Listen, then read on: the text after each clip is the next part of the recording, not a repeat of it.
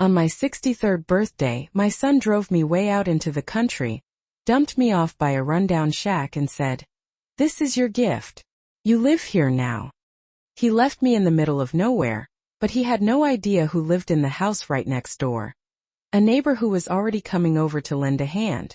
Hello, my dear listeners. Thanks for tuning in.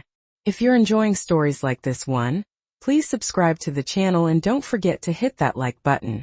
I'm always curious to see what cities and countries you're listening from, so please feel free to leave a comment. Now make yourselves comfortable and happy listening. Until recently, I honestly didn't think my life contained many events interesting enough to make a long story out of. I'd always lived a quiet, unremarkable existence. Even in my own condo, the one my late husband Paul and I bought decades ago, I gradually faded into the background, becoming like a piece of furniture that just takes up space but no one really sees anymore. For the past 10 years or so, that condo hadn't really been mine. It belonged to the busy lives of my son Darren and his wife Tiffany. I occupied the smallest room, the one we used to use as a storage closet. My books, Paul's photographs, the old armchair where he liked to read the newspaper. It all slowly ended up in there, giving way to the trendy, bright, and minimalist space that Tiffany loved so much. I didn't argue. What was the point? The most important thing was for my son to be happy. Every morning started the exact same way. I was always up before everyone else, usually around 6 a.m., being careful not to make any noise and disturb their sleep. I'd tiptoe into the kitchen, start making Darren's grits, and brew 2 different kinds of tea. Strong black tea for him, and some fancy herbal blend with petals and imported herbs for Tiffany. A concoction that always made my own throat a little itchy. I just brewed simple black tea for myself and drank it alone in my room so I wouldn't be in the way. My social security check went straight into the joint checking account. "Mom, why do you even need money?" Darren would ask, awkwardly avoiding making eye contact with me. "We buy everything together." And I would agree even though that wasn't really true. Why did I need money? My clothes were mostly worn-out hand-me-downs, and I hardly ever went out except to the grocery store or the pharmacy. All my own desires had long since withered away, shrinking down to just one: seeing my son happy.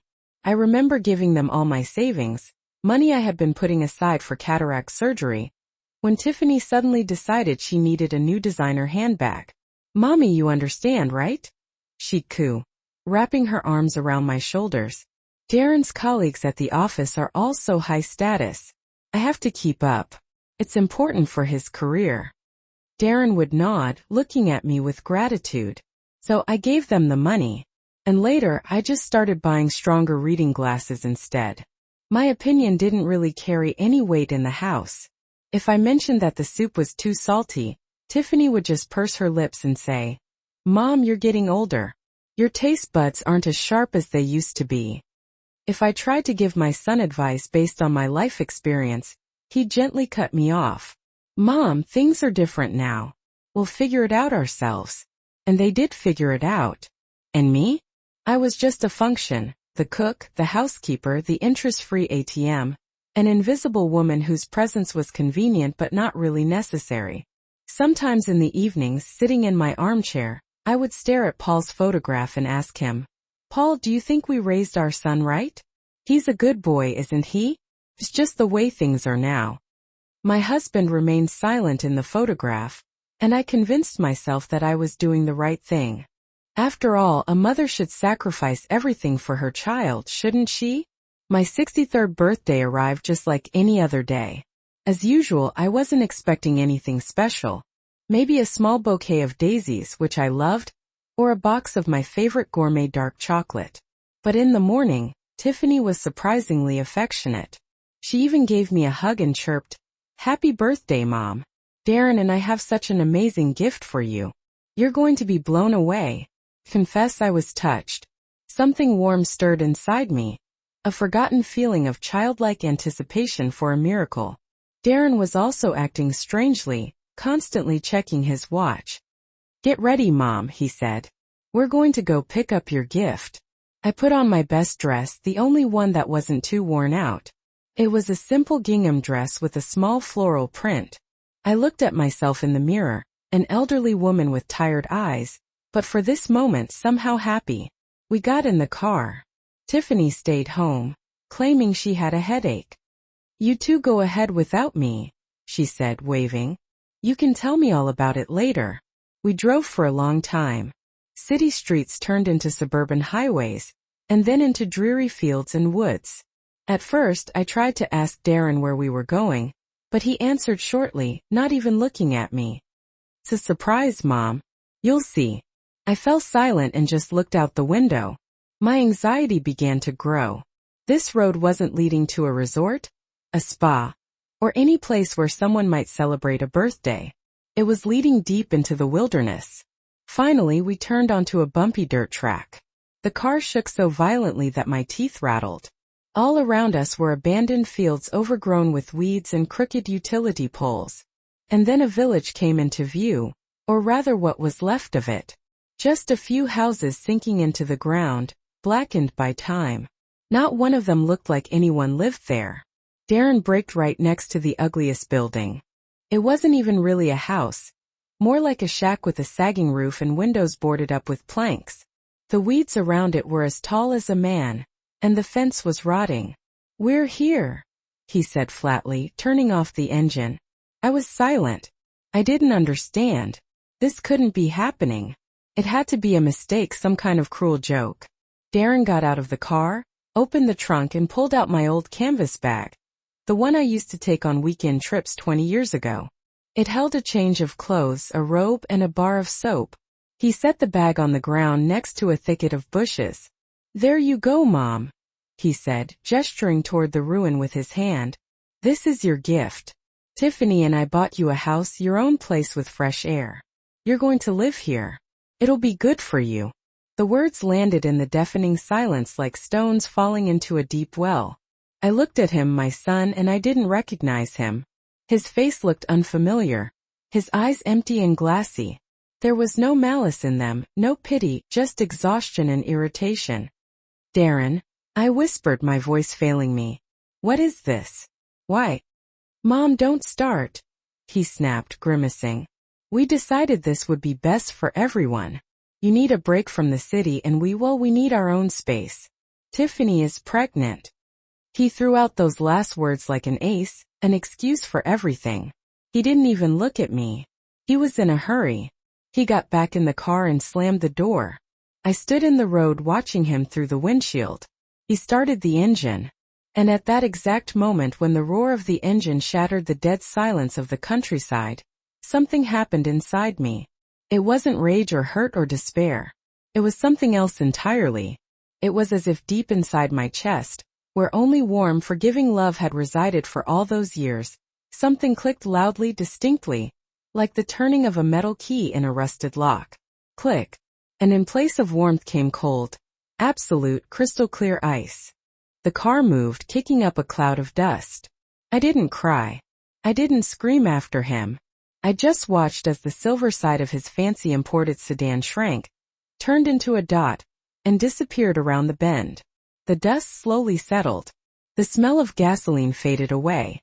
All that remained was me, my old bag, and a dead house on the edge of a dead town. And a deafening silence. And in that silence, for the first time in years, I heard myself. Not the mother, not the mother-in-law, not the hired help, but myself, Evelyn Reed. And this Evelyn spoke to me in a very calm, very clear voice. "That's it. Enough." I understood that this wasn't the end. It was the beginning, and that no one would take my life away from me anymore. I was going to take it back myself. The dust stirred up by my son's car slowly settled onto the tall weeds on the roadside. I stood motionless, listening to the fading drone of the engine in the distance. When that too was gone, a silence fell that I hadn't heard since I was a child, visiting my grandmother in the country. But that silence had been alive, filled with the chirping of crickets and the rustling of leaves. This one was dead, oppressive. I slowly turned and looked at the gift. This timber shack, blackened by time and weather, with its boarded-up windows. The porch leaned sideways. One of the steps had fallen through, and the whole showed last year's damp, decaying leaves. Around the house was a tangle of weeds, Wild raspberry vines intertwined with bindweed. A picture of complete desolation. A place forgotten by everyone. A place where I had been brought to be forgotten. Tears? No. Inside I was as dry as a desert. That icy click in my chest had frozen everything that might have now spilled out in bitter sobs. Despair remained somewhere back there in the past life, in the car that had carried my son away. Here on this abandoned land, all that remained was me and a cold, ringing clarity in my head. I approached the porch, automatically stepping around the rotten plank, and set my bag on the surviving edge. My gaze skimmed over this misery, but my mind was already far away, back in my bright, clean 3-bedroom condo on Peachtree Road. The very condo where Tiffany was probably already figuring out what color curtains to hang in my former room. My was the key word. The pathetic, orphaned look of this crippled house forced me to recall something I had tried not to think about all these years, just to avoid tempting fate. I remembered the words of my late husband, Paul. We were sitting in that same kitchen 10 years before he passed away, and he, looking serious and unusually stern, placed some documents in front of me. "Evie," he said then, looking me straight in the eye, "I'm going to the attorney tomorrow, and I'm transferring my share entirely to you, so you will be the sole owner." I waved my hands, asking, "Why, Paul? We're a family. We have a son." But he shook his head. "A son is one thing, but life is long. Anything can happen. You are all I have, and I need to be sure you always have a roof over your head. Yours and no one else's." I didn't give it much thought then, but I did as he asked. And after his death, all the documents were filed in my name, Evelyn Reed, the sole and rightful owner. Darren didn't know about this. He was sure the condo was a joint inheritance that would naturally pass to him eventually. I never corrected him. Why would I? It seemed petty, a sign of a lack of trust in my own son. How wrong I was. And then there was a second memory, even more important. About 5 years ago, I received notice of an inheritance. A third cousin of mine from Birmingham, Alabama, whom I had seen once in my early childhood, had passed away. Alone and childless, she left me her modest 1-bedroom apartment. I went there, handled all the paperwork, sold it quickly to the first buyers, and put the entire amount into a separate savings account at the bank. I didn't say a word to Darren or Tiffany. At the time, they were taking out a large loan for a new car. I knew what would happen if they found out about my money. It wouldn't be stolen, no. It would simply dissolve into urgent needs, into status symbols, into their future, just as my retirement income, my old savings, and my health had dissolved. And I remained silent, not out of greed, but out of an instinct for self-preservation that I thought had long since atrophied in me. This account was my untouchable reserve, my last line of defense that no one knew about. These thoughts flashed through my head, not as vague images but as clear, sharp facts. It was as if someone had switched on a light in a dark closet, and I saw all the tools I had at my disposal. I opened my bag. Darren must have packed it in a hurry. An old terrycloth robe, slippers, towels, and a bar of laundry soap. And at the very bottom, among these simple belongings, lay my savior. An old flip phone that Tiffany contemptuously called a grandma phone. They had bought it for me a few years ago so I could stay in touch. It was the simplest one you could get, no internet, no extra features. They had no idea that its memory held the phone numbers that were now the most important thing in the world to me. I pressed the power button. The battery was almost full. I always kept it charged out of habit, but the screen showed no network signal. My heart, which until this moment had been beating steadily and coldly, fluttered for a second. Was it all for nothing? I looked around. The town was in a valley. I needed to get to higher ground. Without hesitation, I followed an overgrown path away from the house, up the slope of a small hill. My feet got caught in the thistles. Branches lashed my face, but I didn't even notice. I walked, staring at the phone screen as if it were a compass. And finally, at the very top of the hill, where a solitary crooked cedar tree stood, 2 faint signal bars appeared. Enough. I found the number for Mr. Harrison in the phone book. Bank. Mr. Harrison. He was the branch manager, the same age as my Paul. He had known me since my husband and I opened our first savings account together. I pressed call. The rings were long and drawn out. Hello. A familiar, slightly weary voice answered. Mr. Harrison? Hello, it's Evelyn Reed. My voice was steady without a single trembling note. I was surprised at myself. Evelyn? Good afternoon. How can I help you? Surprise was clear in his voice. I hadn't called him personally in years. Mr. Harrison, I need you to do a few things urgently right now if possible. I'm listening. First, please immediately block all powers of attorney and access to my accounts that are in the name of my son Darren Reed. Everything, no exceptions. Pause hung on the line. Are you sure, Evelyn? Absolutely, I cut in. Second, all my retirement deposits that go into the joint account. I need you to immediately redirect them to my personal savings account, the one I opened 5 years ago. Do you recall? Yes. Yes, of course. I remember. It will be done. And third, completely block his access to viewing the balance of all my accounts. Complete financial isolation. From this minute on, all operations on my accounts must have my personal confirmation. Personal. I understand, Evelyn. Everything will be executed within 1 hour. Thank you, Mr. Harrison. Goodbye. I hung up.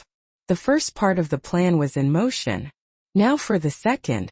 I found another number. Marcus Jones, attorney. He had helped me with the cousin's inheritance paperwork. A young, smart, very thorough specialist. He answered almost immediately. Marcus Jones, attorney at law. Marcus? Hello. It's Evelyn Reed. We worked together on the Birmingham apartment. Mrs. Reed, of course I remember you. Hello.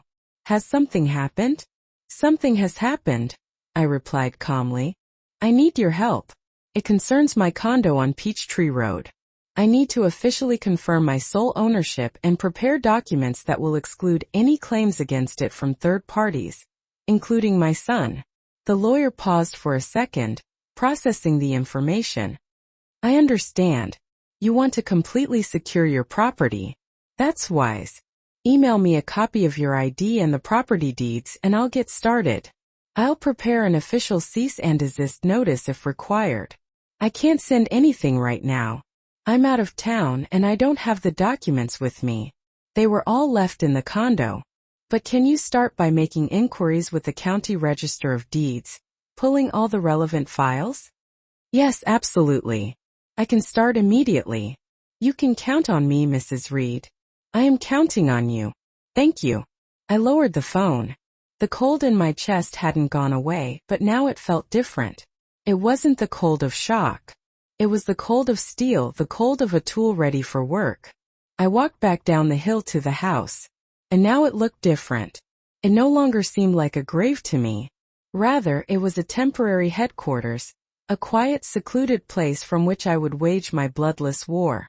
And at that very moment, I knew that in my condo, in my living room, my son and his wife were probably drinking champagne, celebrating how cleverly they had pulled everything off.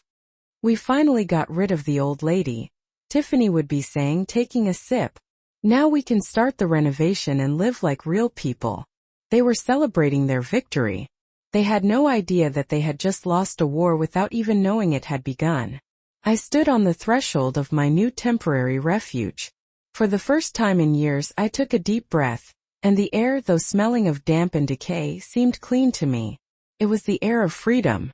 For the first few hours, I just sat on the surprisingly sturdy porch and gazed at the overgrown yard. The sun was setting, painting the sky in soft watercolor hues. The air was thick, smelling of decaying leaves, damp earth and something else.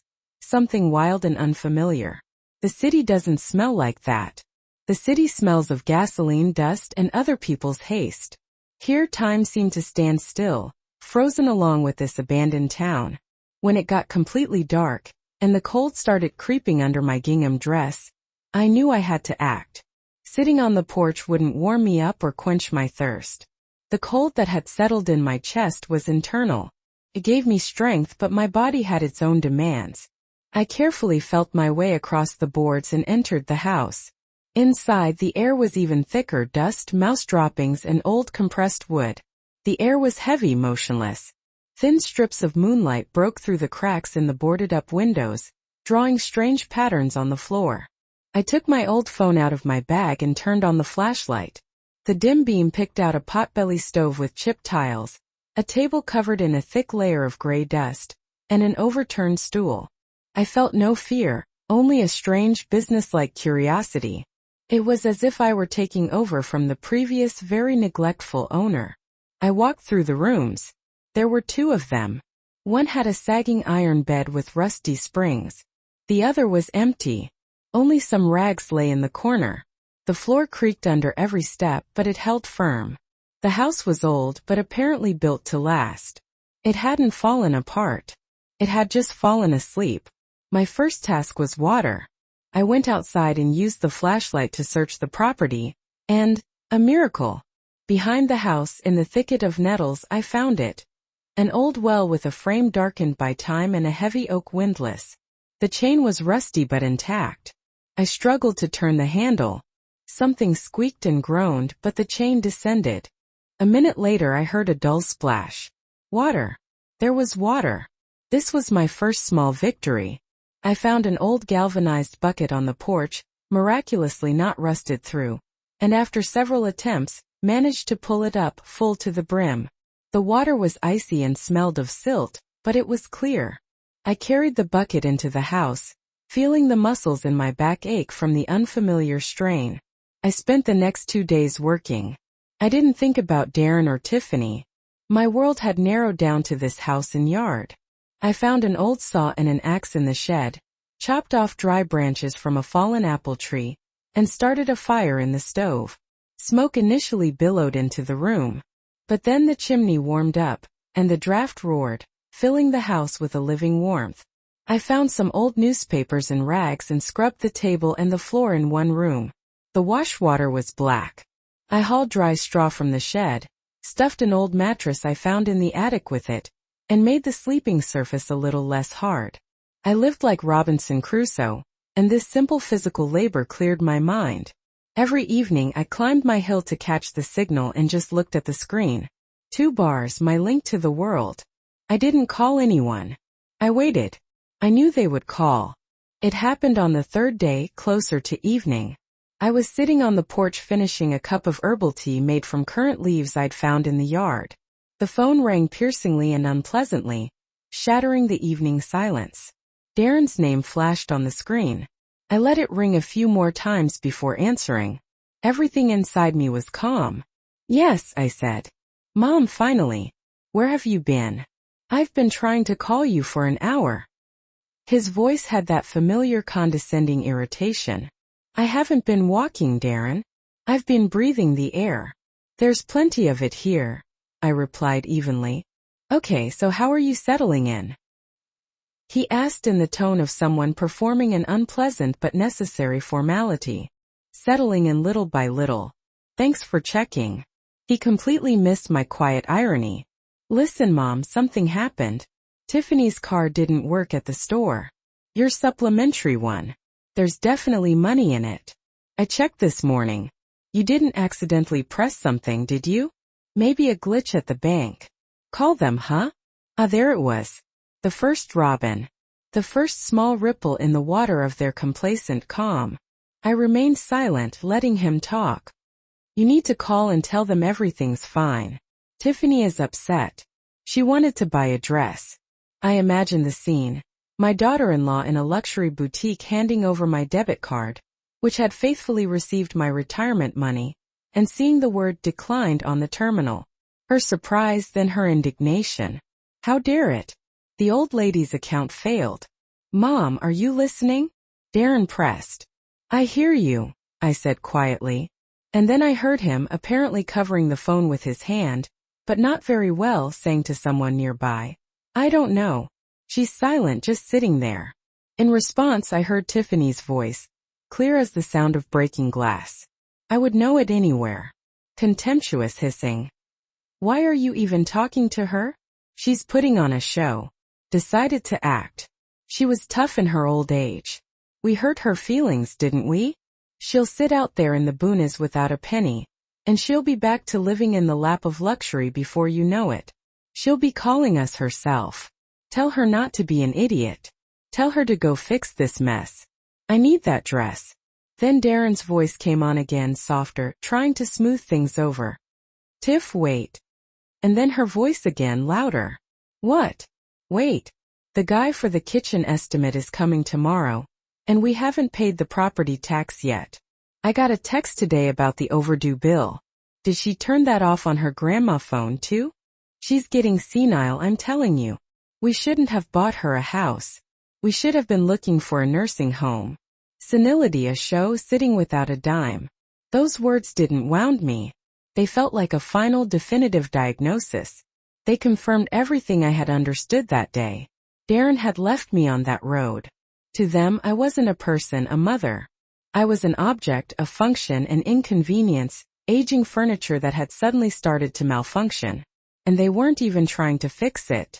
They were just mad that it had stopped working right. All that tiny bit of hope tucked away in the deepest corner of my soul. The hope that maybe I was being too harsh, that I had overreacted. It all vanished in that instant.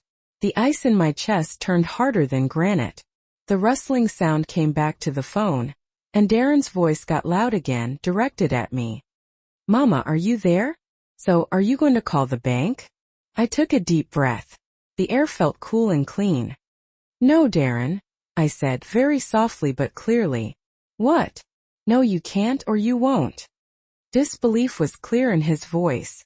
"Figure it out yourselves," I said, and I hit the end call button. I put the phone down and stared for a long time at the darkening yard. I wasn't angry anymore. I just felt a cold, righteous calm. They had judged themselves. They had called things by their real names. They thought this was my little pathetic rebellion, my show. They couldn't even imagine that this wasn't a show at all. It was the final curtain, and it was coming down on them right now. The days went by, blurring into one long, meaningful stretch. I stopped counting whether it was the 4th day or the 5th. What did it even matter? Here in this silence, time wasn't measured by numbers on a calendar, but by tasks completed. The swept floor, the bucket of clean water, the first cautious attempt to light the stove, which filled the house with a cozy, forgotten smell of warmth and smoke. My anger, that cold anger that was born on the dusty road, had settled. It hadn't disappeared. No, it had just sunk to the bottom of my soul like a heavy, dense frost, and it was now my foundation. I didn't think about them anymore, Darren and Tiffany. I thought about myself.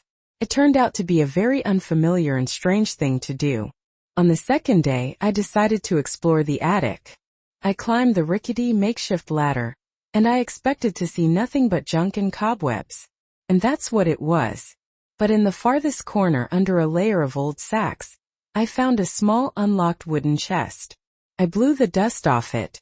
The dust immediately swirled in a sunbeam that was breaking through a hole in the roof, and I lifted the heavy lid. Inside, resting on yellowed fabric, were neat stacks of letters tied with twine and a thick album in a velvet cover. I brought it downstairs, sat on the porch, and opened it. The faces of people who were long gone looked up at me. Serious men in uniforms, women in simple headscarves, round-faced children, weddings, military send-offs, simple photos taken in a field. An entire life lived in this house stared at me from the faded photographs. I didn't know these people, but for some reason I felt a strange connection to them. They too had lived, worked, loved, and raised children on this land. I turned the pages and thought about my own album. The one I had left behind in the city, the thick blue one with photos of Paul and me, our wedding, Darren's birth, his first day of school, college. There we all were together by the ocean. Darren was still just a little boy building a sandcastle. And there were Paul and I alone in the park a year before he passed away. My condo wasn't just walls and square footage. It was an album too. A repository of my life. Every cup, every book on the shelf, every scratch on the floor, it was a line in my story. The thought that people who were foreign to my spirit were now in charge there stung sharper than any insult. I realized I wasn't fighting for property. I was fighting for my past, for the right to my own memories. With these thoughts in mind, I climbed my communication hill toward evening as usual. I decided to call my lawyer, Marcus Jones, to see if there was any news. I didn't have any illusions. I knew these kinds of cases didn't get settled quickly, but I needed to hear that the process was moving forward. He answered right away, as if he had been waiting for my call, but his voice wasn't as cheerful as it had been before.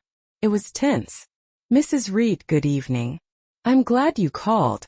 I was just about to try and get a hold of you. Is something wrong, Marcus? I asked, and the heart that had been beating so steadily and calmly skipped a beat. Let's just say we have some complications. He chose his words carefully. I made the preliminary inquiries as we agreed. Your ownership of the condo on Peachtree Road is indisputable. You are the sole owner. Everything is clean. But what's the problem then? I asked impatiently. He paused. Mrs. Reed, there is an encumbrance on your condo. The word wasn't familiar to me. What does that mean? It means there are certain restrictions placed on your property.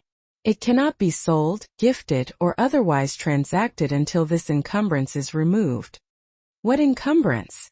Where did it come from? The cold started to come back. But now it was different. Anxious, prickly. And then the lawyer said a sentence that split my world into before and after. He spoke it softly, almost casually, but to me it sounded like an explosion. Mrs. Reed, your condo is being held as collateral by a commercial bank. A mortgage agreement for a very large sum has been taken out against it. I went silent. I couldn't inhale. The air was stuck somewhere in my throat. Collateral. Mortgage. How? When? That was the only word I could manage. The agreement was signed 8 months ago, Marcus answered. 8 months. A picture flashed immediately in my mind. Last winter. I had been seriously ill. Pneumonia.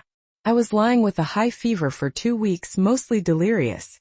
Darren was at work and Tiffany took care of me. She was so attentive, bringing me broths, changing my compresses, running to the pharmacy, and constantly fussing with some papers.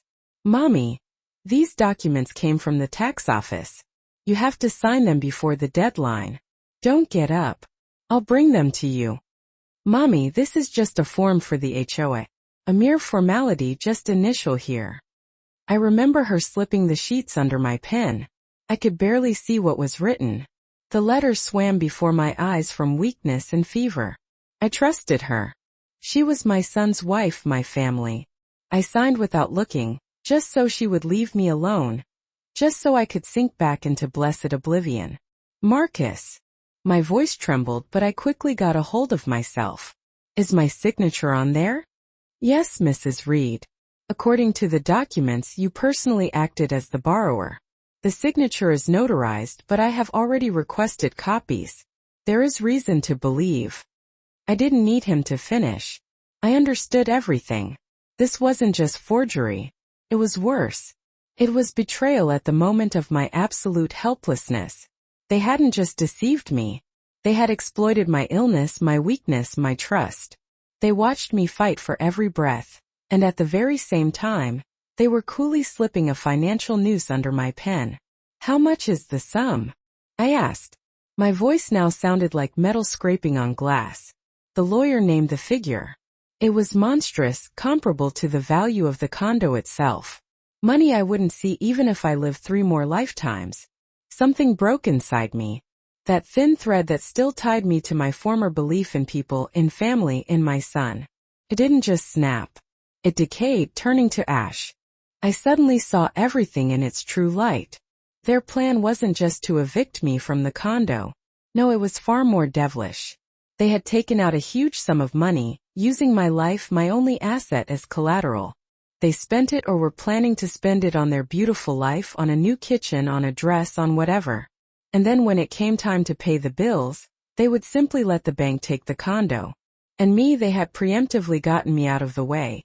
Hidden me in this wilderness so I wouldn't interfere, wouldn't get in the way, wouldn't find out anything until it was too late. This ruined house wasn't just a gift. It was my tomb. The place where I was supposed to quietly vanish while they finished eating the leftovers of my life. All the bitterness, all the maternal hurt, all the doubt, it all disappeared. It was washed away by a wave of icy righteous fury. This was no longer just anger. This was the feeling a person gets when they see absolute, untainted evil, and understand that they must stop it. Not for revenge but for justice. For the memory of my husband who wanted to protect me, and for myself. Marcus, I said into the phone, my voice as hard as steel. I understand. Do everything necessary. Pull all the documents. Prepare the lawsuits. We are going to fight. I've already started, Mrs. Reed. I am on your side. I know, I replied and hung up. I slowly walked down the hill. The sun had already set, but I felt as though I could see everything around me with incredible, almost inhuman clarity. Every blade of grass, every stone on the path. The world hadn't changed. I had changed. Before, I just wanted to get my own back. Now I knew I had to go all the way. They had awakened something in me that I didn't know I possessed, and they would soon regret it. The news about the mortgage didn't break me. It tempered me, as if I had been plunged into icy water and then thrust into fire. And I hadn't cracked but had turned into steel. All these days I thought I was fighting for my past, for memory, for fairness. Now I understood I was fighting for my future, for the right simply to live. The next few days passed in a haze. But it wasn't the fog of despair. It was the fog of extreme concentration. I stopped noticing the household inconveniences. The squeaky bed, the cold water, the meager food from old canned goods I'd found in the root cellar. All of it faded into the background. My body moved automatically, performing the necessary work while my brain worked clearly and continuously, like a well-oiled machine. I tidied up the one room with the stove, scrubbing it until it was spotless. I found an old wooden table in the attic and cleaned it. It became my headquarters. Every evening I climbed the hill, and now it wasn't just a communication session. It was a war council, Marcus Jones and me. He became my eyes and ears in the city, in that life that was already dead to me. Mrs. Reed, we have filed a complaint with the district attorney's office regarding mortgage fraud, he reported in his calm, professional voice. I also sent an official notification to the bank, attaching medical records of your condition during the period the agreement was signed. The bank is obligated to begin an internal investigation. Good, I said. What's next? Next, Mrs. Reed. We wait. The first shots have been fired. Just keep busy. They will reveal themselves. And I kept busy. I found an old shovel in the shed and began turning over a small patch of earth in front of the house, clearing it of years of weeds. The work was hard. The soil was compacted, and the roots of the thistles went deep. But with every root I pulled out, I felt myself freeing not just the earth but my own soul. I was uprooting my past, my blind love, my self-sacrifice. It was painful but necessary. And then, on the 5th day after our conversation about the mortgage, the bomb dropped. In the evening, as usual, I spoke with Marcus, but this time his voice sounded different. It held a note of restrained triumph. Well now, Mrs. Reed, he began without preamble. The ice has broken. This morning, a courier delivered a certified letter to your old address for your son and his wife. Pictured it. Morning. They're drinking coffee in my kitchen, discussing what color cabinets to order. A knock at the door, the courier. They sign for it, casually open the thick envelope. What was in the letter? I asked. An official notice from me as your legal representative. It states your full and sole right to the condo, warning that any attempt to transact business with it will be legally blocked. And most importantly, it includes a demand for them to provide an explanation within 24 hours regarding the mortgage agreement, which we assert was fraudulently concluded. I was silent, taking in his words.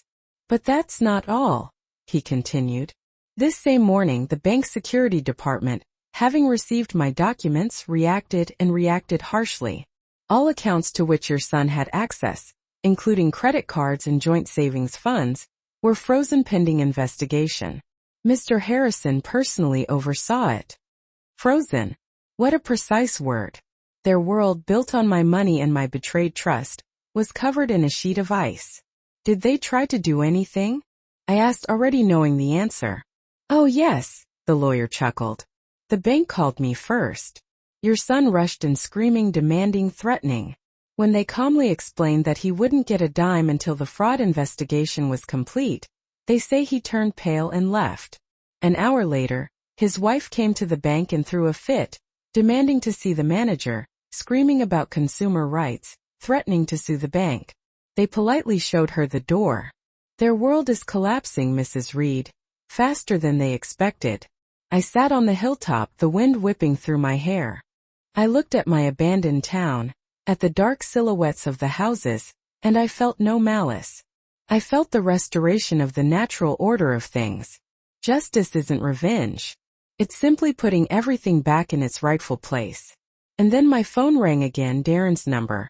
I hung up with Marcus and answered my son's call. Mama, what did you do? That wasn't the voice of my Darren. The soft, slightly condescending tone he had used with me for the past few years was gone. This was a shriek, high-pitched, breaking, full of animal terror. I remained silent. Are you crazy? We got some papers from an attorney. The bank blocked all the cards, everything. We don't even have money for groceries. Did you decide to ruin us? He was breathless with rage and panic. In the background I could hear Tiffany's sobs. Not quiet, bitter tears, but loud, dramatic, hysterical wails. Do you understand what you're doing? He cried. Tiffany is sick. She can't be stressed. And you? You're trying to destroy our lives because of your old age and senility? I didn't do anything, Darren, I answered softly and calmly. The contrast between his screaming and my whisper seemed to deafen him. He fell silent. You did all this. You and your wife. What? What did we do? We gave you a gift, bought you a house, and you repay us like this? You tried to steal my condo, Darren. You took out a mortgage against it while I was practically on my deathbed.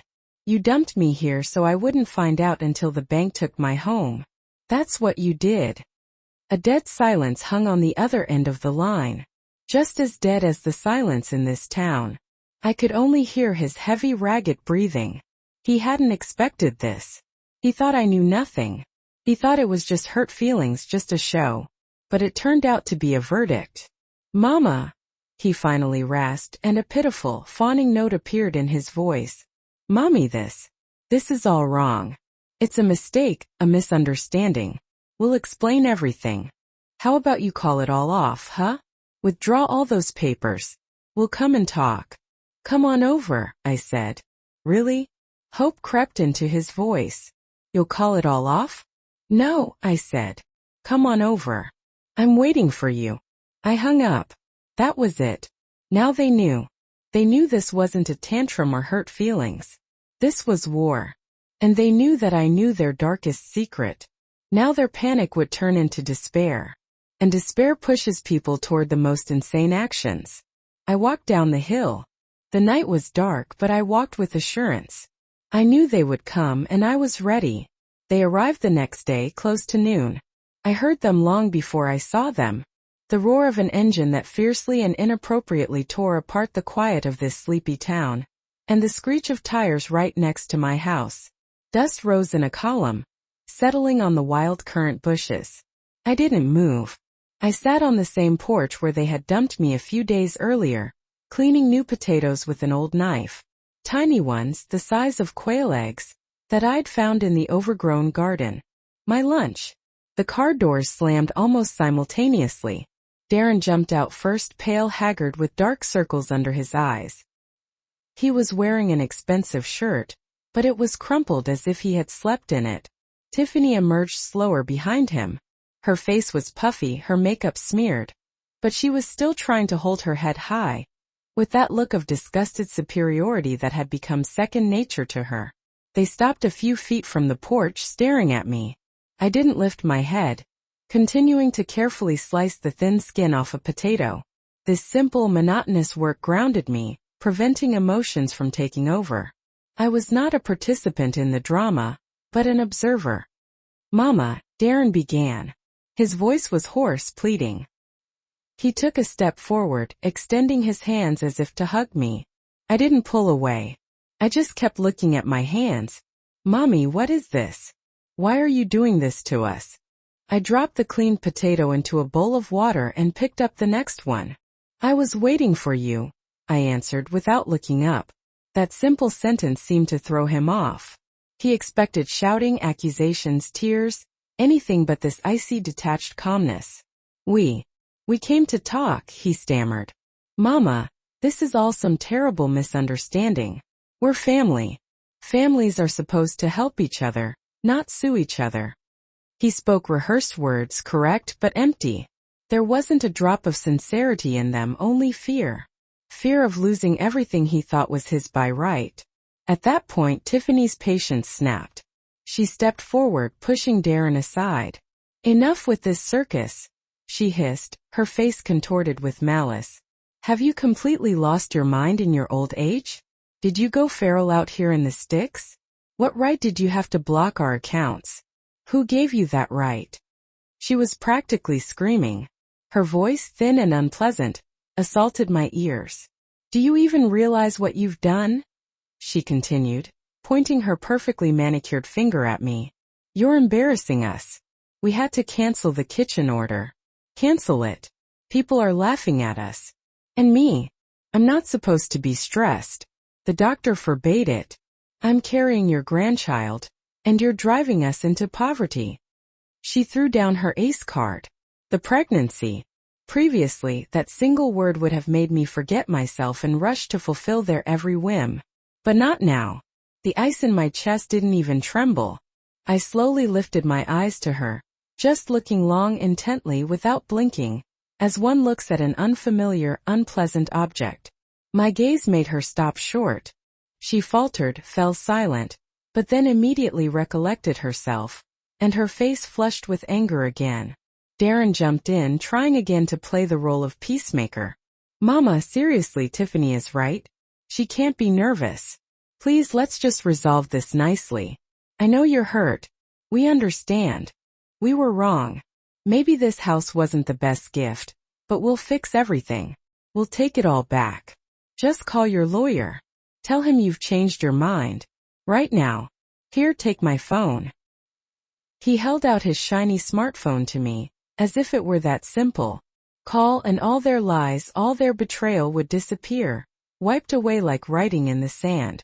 I put the knife and the last potato in the bowl, wiped my hands on an old apron and slowly stood up. I was now on the same level as them. They stood on the ground. I was a step higher on my porch. You want me to call it all off? I asked quietly. Yes, Mommy. Darren readily nodded. Tiffany watched me defiantly, her lips pressed tight.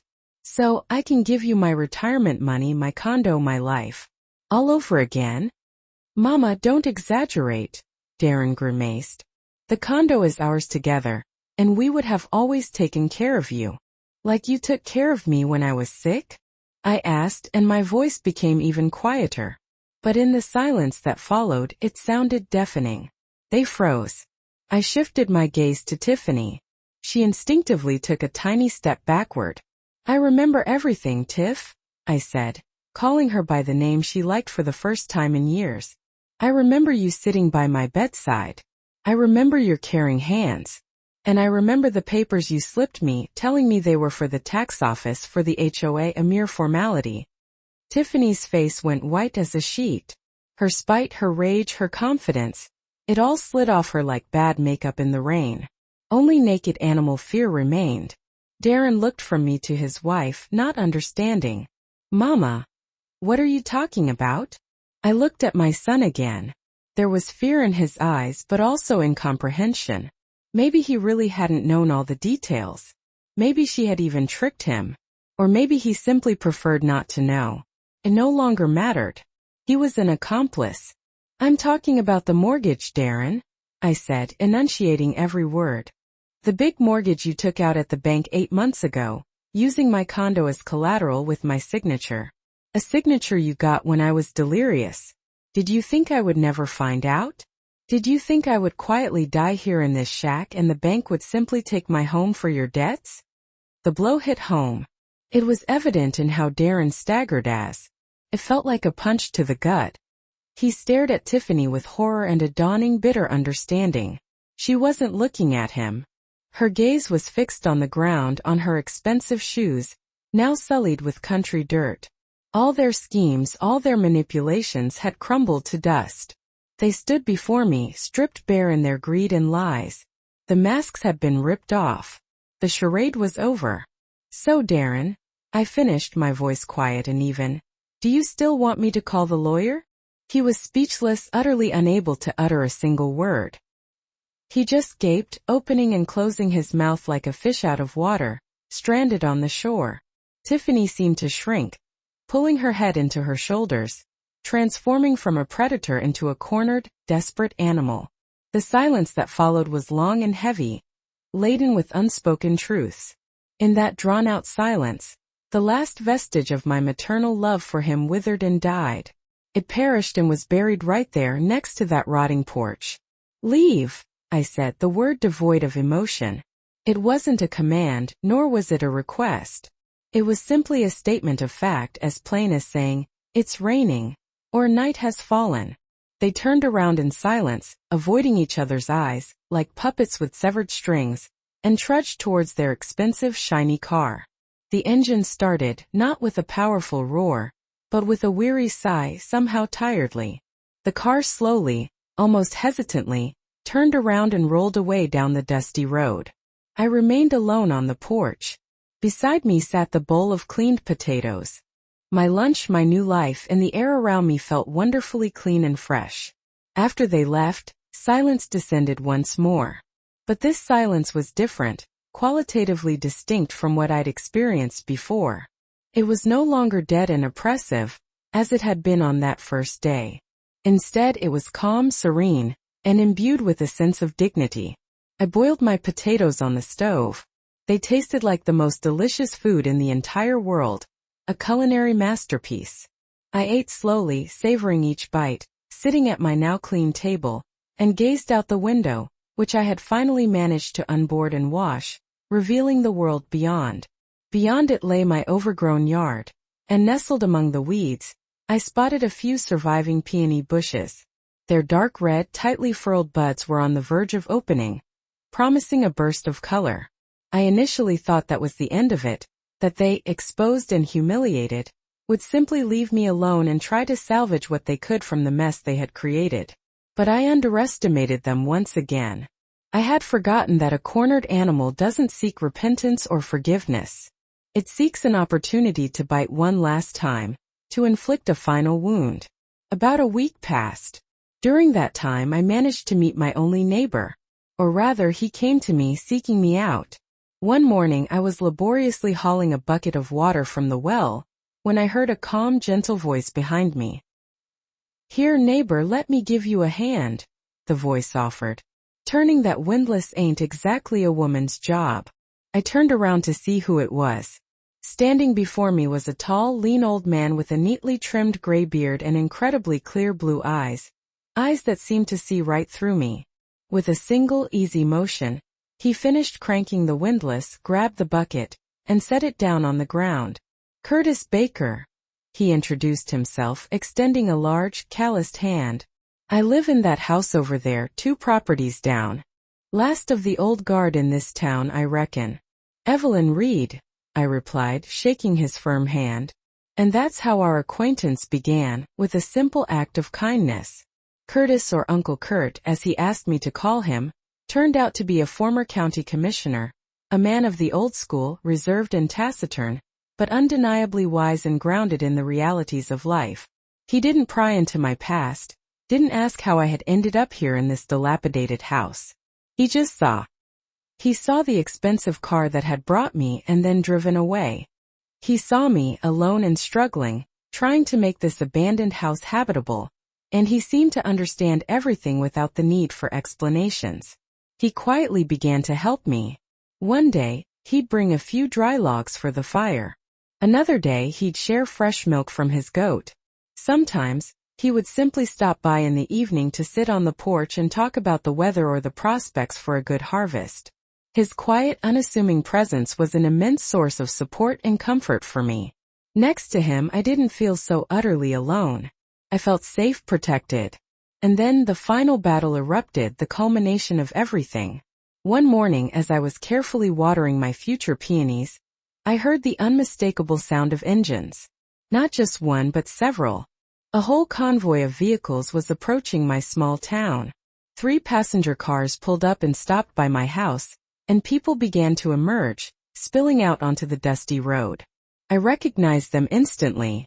There was my cousin Aunt Carol from Raleigh, North Carolina with her husband, my late husband's nephew Darnell with his wife, a few other distant relatives whom I had only seen at funerals and weddings, gatherings of sorrow and obligation, and leading them like 2 generals commanding their troops, were Darren and Tiffany. Darren looked even worse than the last time I had seen him, gaunt and drawn, with a nervous twitch in his eyelid that betrayed his inner turmoil. Tiffany, however, had undergone a complete transformation. She was wearing a simple dark dress, devoid of any embellishment. She had no makeup on, and her hair was pulled back in a severe modest bun. An expression of universal sorrow was carefully etched on her face, a mask of grief. She held Darren's arm, supporting him as if he were on the verge of collapse, a picture of devotion and concern. A perfect tableau, the unfortunate son and his faithful suffering wife. They arranged the relatives in a semicircle around me, as if preparing for an execution, a public judgment of sorts. And Darren, prompted by Tiffany's quiet whisper, began to speak. His voice trembled slightly, but now it wasn't the trembling of panic. It was the carefully rehearsed tremor of grief, expertly modulated for maximum impact. "Dear ones, Aunt Carol, Darnell, thank you for coming," he began, sweeping his gaze over everyone in a tragically soulful manner. "We called you because a tragedy has befallen our family. A great tragedy indeed." He paused dramatically, allowing his words to sink in, to permeate the atmosphere. The relatives looked at me with a mixture of confusion and sympathy, unsure of what to expect. "Our mother, Evelyn Reed," he continued, his voice thick with emotion. She's sick. After her bout with pneumonia, he explained, she had started experiencing mental issues. She forgets everything, confuses things. She's imagined conspiracies, imagined mortgages that don't exist. She doesn't recognize us. She accuses us of terrible things." I stood there, watering can in hand, listening to this elaborate theater of the absurd, this grotesque fabrication. I couldn't believe my ears. They had decided to declare me insane, legally incompetent, in order to take everything, to invalidate my claims and ensure that their fraud would be dismissed as nothing more than the product of my diseased imagination. "We wanted to get her treatment," Tiffany chimed in, her voice a sorrowful, angelic whisper, as she dabbed at a dry eye with the corner of a tissue, feigning grief. "We looked for the best doctors, a clinic, but she ran away. She found this abandoned house somewhere and is hiding here. She refused help, blocked all the accounts so we couldn't pay for her treatment. She's a danger to herself. We're afraid she'll do something to herself." Aunt Carol, a genuinely kind-hearted woman, gasped and pressed her hands to her chest, her face etched with concern. "Evie, sweetheart, what is this? Come home back to the city. You need to be treated in a hospital." They all looked at me as if I were a violent lunatic, a dangerous and unpredictable figure, their expressions a mixture of pity, fear, and a subtle kind of revulsion. I saw the conviction in their eyes, the unwavering belief in the narrative that Darren and Tiffany had so carefully constructed. Their plan was devilishly simple and undeniably effective. Who would believe a lonely, elderly woman living in a dilapidated ruin against a young, respectable son and his pregnant wife, who were so obviously concerned about her well-being? I remained silent, paralyzed by the sheer audacity of their scheme. What could I say? Any word from me, any protest, any attempt to defend myself, they would immediately seize upon as further evidence of my supposed illness. See? Aggression. Inappropriate response. And just when it seemed like everything was lost, when I felt as though I had lost this final, dirtiest battle, I heard the calm creak of a gate behind me, a sound that signaled unexpected salvation. "May I be nosy?" a voice inquired, breaking the tense silence. "What's this gathering about?" Everyone turned around to see who had spoken. Uncle Kurt stood on the path, his figure framed by the overgrown foliage. He was dressed in his usual work clothes, simple and practical, but he stood ramrod straight, as dignified and imposing as a general. His clear blue eyes surveyed the entire delegation, his gaze lingering for a moment on Darren and Tiffany before finally resting on me, radiating reassurance. "And you, excuse me, who are you?" Tiffany asked haughtily, looking him up and down with disdain. "Me? I'm the neighbor," he replied calmly, his voice devoid of any hint of intimidation. "Curtis Baker. And who are you nice folks who came here to scare this woman with a whole crowd of people?" "We're her relatives," Darren yelled hotly, his composure beginning to crack under Uncle Kurt's steady gaze. "And we came to rescue her. She's not right in the head." Uncle Kurt slowly walked over and stood next to me, his presence a solid, comforting anchor. He wasn't looking at me, but I could feel his unwavering support, his unspoken understanding. "Not right in the head, you say?" He squinted at Darren, his eyes narrowed in suspicion. "Strange. I've been talking to Evelyn Reed for a week now, and I see a perfectly sane, clear-headed and very strong woman. A woman her own son brought out here on her birthday and threw out in this shack like useless garbage. I saw it with my own eyes." A murmur rippled through the assembled relatives. Aunt Carol looked at Darren with growing doubt and disapproval. "And I also see a woman," Uncle Kurt continued, his voice growing firmer and more resolute, "who is turning this shack into a home all by herself, without any help from anyone. She lit the stove, cleaned up, and she's working the garden. Is that how crazy people behave? To me, that's how people behave when everything has been taken from them. But they couldn't take the most important thing, the will to live." He took a step closer to the delegation, his gaze now fixed on Tiffany. "And as for you two young folks," he said, his voice laced with disdain, "you seem strange to me. You came in an expensive car, dressed to the nines, but you say your mother cut off all your funds. How did you get here on your last dime? And you don't look like grieving children. You look more like con artists who came to shake down an old woman for her last bit of cash. Only instead of threats you're using tears and lies." He spoke the last words loudly and distinctly, and they hit their target with devastating force. The relatives, who had arrived with sympathy for Darren, were now looking at him and Tiffany with undisguised suspicion. Their well-planned charade was collapsing before their very eyes, disintegrating under the weight of Uncle Kurt's unflinching honesty. Aunt Carol walked over to me, her face etched with concern. "V, is it true? Did he kick you out?" I quietly nodded, offering no further explanation. That simple gesture was enough. All their carefully constructed lies burst like a soap bubble, vanishing into thin air. The relatives began to whisper among themselves, casting angry, judging glances at Darren and Tiffany, their disapproval palpable. Darnell, the nephew, a big, burly man, walked up to Darren, his expression menacing. "What in the world are you doing, you scumbag?" he growled, his voice low and threatening. "Decided to drive your own mother to her grave?" Darren backed away, fear flickering in his eyes. Tiffany grabbed his arm and pulled him toward the car, desperate to escape the growing hostility. Their public trial had swiftly turned into their public shaming, their humiliation complete. They fled, running under the scornful stares of the very people they had brought as their judges. Their supporters turned accusers. The cars turned around one after another and sped away, leaving a cloud of dust in their wake. Finally, only Uncle Kurt and I remained on the road, standing amidst the silence that followed their departure. I turned to him, my heart overflowing with gratitude. "Thank you," I whispered, my voice barely audible.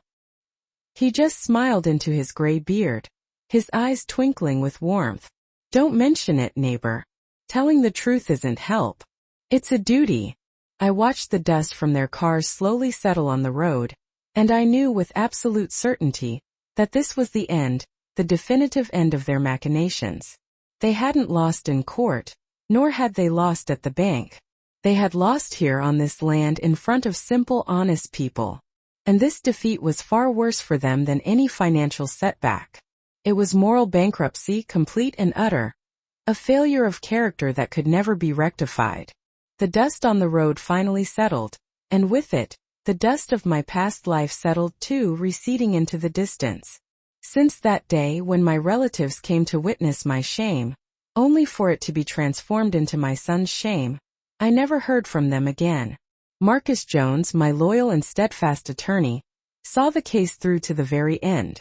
The bank, faced with overwhelming evidence, recognized the mortgage agreement as fraudulent, especially after several relatives agreed to testify about Darren and Tiffany's strange behavior and their blatant attempt to have me declared legally incompetent.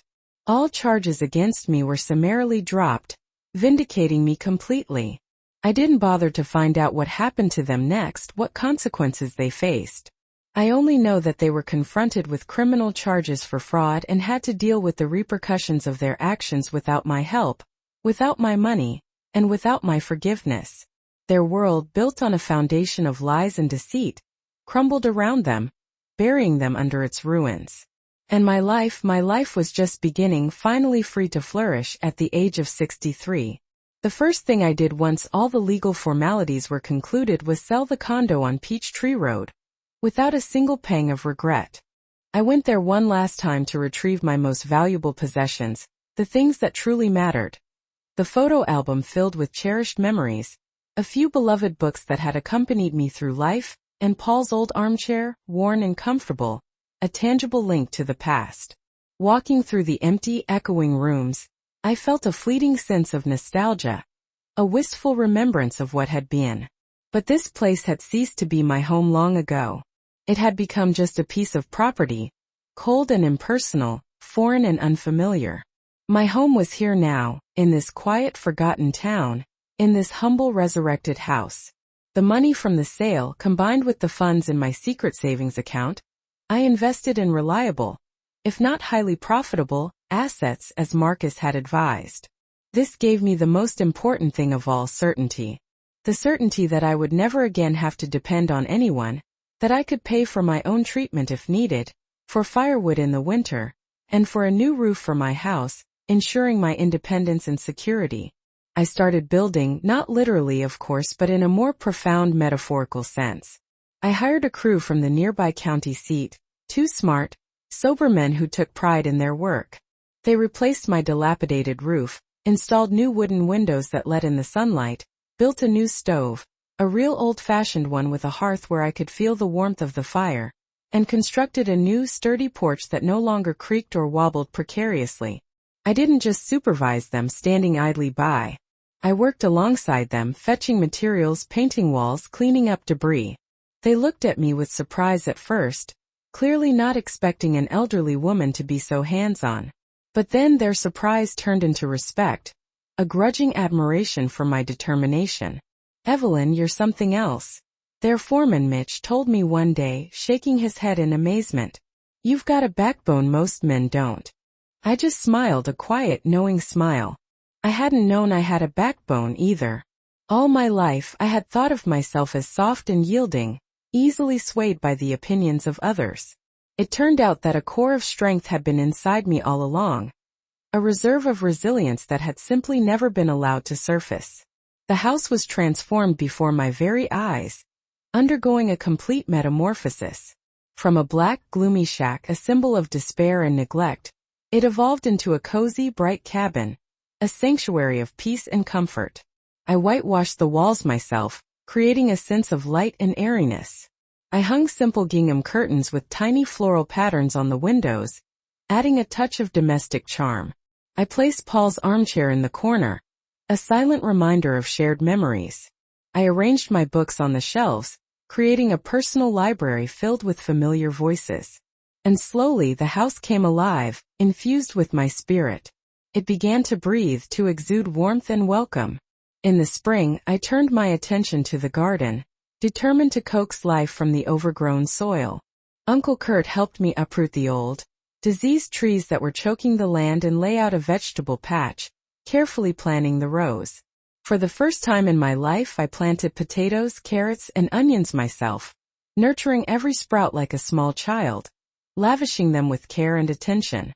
And the earth, sensing the care and devotion, answered me with unprecedented generosity, yielding a bountiful harvest. My peonies, which I had first noticed that fateful day, grew into a huge, lush bush, its foliage a vibrant green. And then they bloomed, bursting forth in a riot of color so gorgeous that it took my breath away, filling the air with their delicate fragrance. I remembered how my grandmother had taught me to embroider as a child, patiently guiding my clumsy fingers. I found the old hoops in the dusty chest, remnants of a bygone era. I bought thread and canvas in town, drawn to the vibrant colors and textures. And in the evenings, sitting by the warm stove, the crackling fire a comforting presence, I began to embroider simple patterns, flowers and birds and intricate ornaments, my needle moving with newfound confidence. My fingers, it turned out, still remembered the delicate art, the muscle memory surprisingly intact. This monotonous, repetitive work was strangely soothing, a meditative practice that calmed my racing thoughts and put my chaotic emotions in order. I no longer felt the need to talk to Paul's photograph, to pour out my heart to a silent image. I felt that he was right here with me in spirit, and that he would have been proud of me, proud of the life I was building for myself. Uncle Kurt and I became true friends, forging a bond of mutual respect and understanding.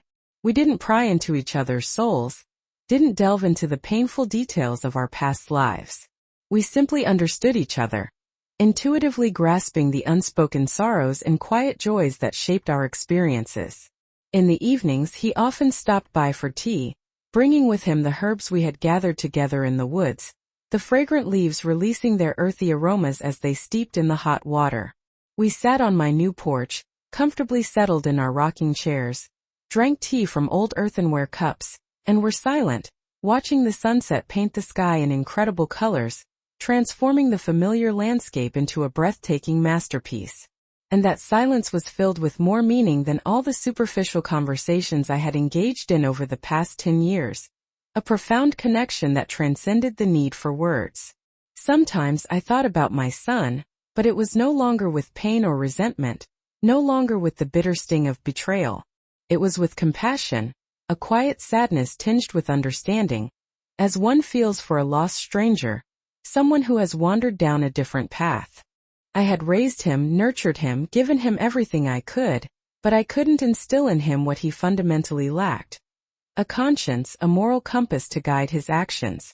And that wasn't my fault, not my responsibility. It was his choice, his burden to bear. I let him go, mentally cutting the last thread that still connected me to him, severing the ties that bound us together. He was no longer my duty, my pain, my responsibility. He was simply a man who had once been my son, a distant figure fading into the shadows of the past. I'm 65 now, a milestone I never thought I would reach with such a sense of peace and contentment. I'm sitting on my porch watching the world around me unfold in its own rhythm. In my hands is a cup of hot tea, blended from herbs grown in my own yard. Each sip a reminder of the connection between the land and my own well-being. The sun is setting behind the woods, casting long shadows and painting the sky in incredible hues of orange, pink, and purple, a breathtaking spectacle of natural beauty. The air smells of mown grass and wildflowers, a sweet, intoxicating fragrance that fills my senses. Inside, the firewood crackles warmly in the stove, radiating a comforting heat that chases away the evening chill. A stray kitten I rescued and named Vasia is purring contentedly on my lap. It's soft for a comforting presence.